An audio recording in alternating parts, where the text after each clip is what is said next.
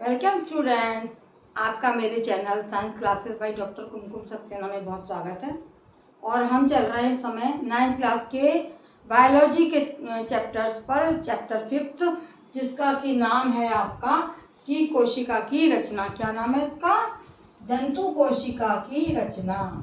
अब हम पढ़ने जा रहे हैं जंतु कोशिका की रचना। एनिमल सेल आपको दिखाया गया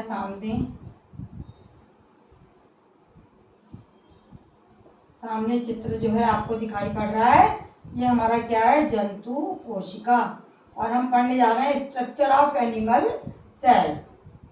एनिमल्स माने हम लोगों के शरीर में भी जो कोशिकाएं पाई जाती हैं वो ऐसी ही होती हैं, और पौधों में भी कोशिकाएं पाई जाती हैं, वो कहलाती है प्लांट सेल।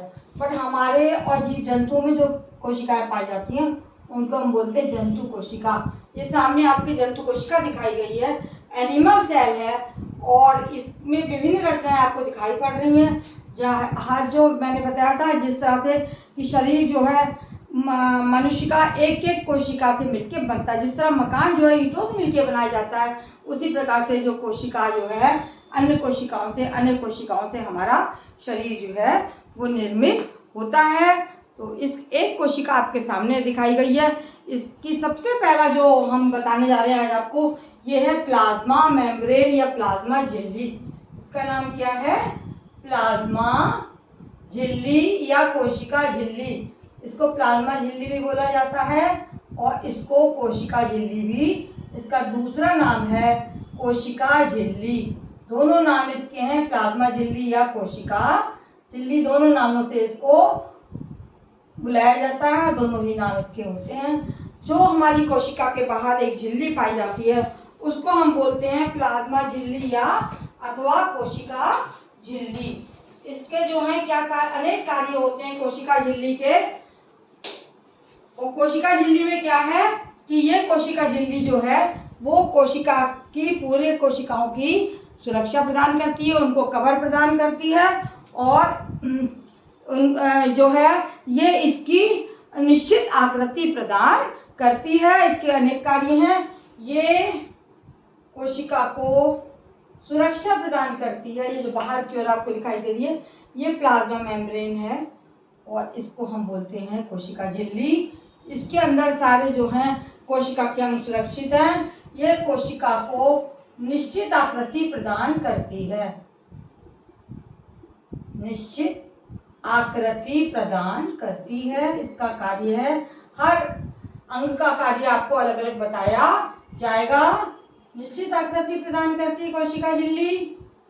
और ये अंदर पाए जाने वाले है ना, जो कोशिका के अंदर जो कोशिकांग कहलाते हैं, बहुत सारे अंग होते हैं, ये कोशिका को निश्चित आकृति प्रदान करती है। ये कोशिका को सुरक्षा प्रदान करती है। ये झिल्ली क्या करती है? कोशिका को सुरक्षा प्रदान करती है।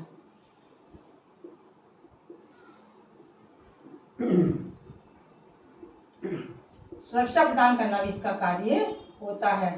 तीसरा कार्य है कि इसके अंदर जितने भी अंग पाए जाते हैं ना, ये कोशिका में पदार्थों के परिवहन को नियंत्रित करती है ना। ये कोशिका में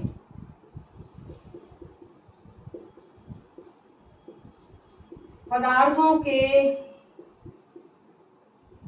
जो कोशिका के अंदर पदार्थ पाए जाते हैं, ये कोशिका में पदार्थों के परिवहन माने आना जाना, पदार्थों के परिवहन को नियंत्रित करती है।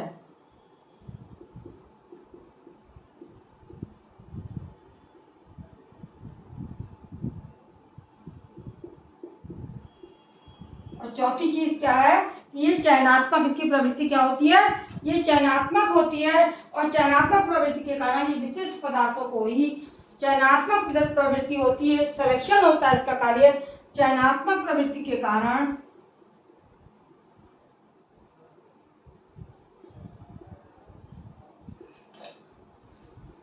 ये निश्चित पदार्थों को ही अंदर और बाहर जाने देती है।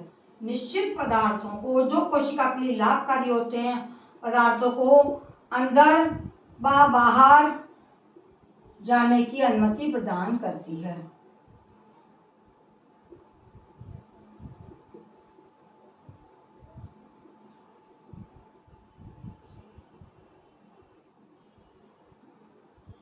ये हो गई आपकी कोशिका झिल्ली। और ये किस तरह से अनुमति प्रदान करेगी, कौन सी विसरण की एक होती है और परासरण होता है जिसके द्वारा ये पदार्थों को अंदर बाहर जाने की अनुमति प्रदान करती है। तो ये मैंने आपको सबसे पहले बता दिया कोशिका झिल्ली के बारे में। मुझसे कुछ स्टूडेंट्स ने पूछा था कि मैडम वनस्पति कोशिका पढ़ाइए, बहुत इंपॉर्टेंट है, वो भी पढ़ाई जाएगी। आज मैंने आपको जंतु कोशिका का केवल एक चित्र खींचा है और धीरे धीरे इसके बारे में बताती रहूँगी।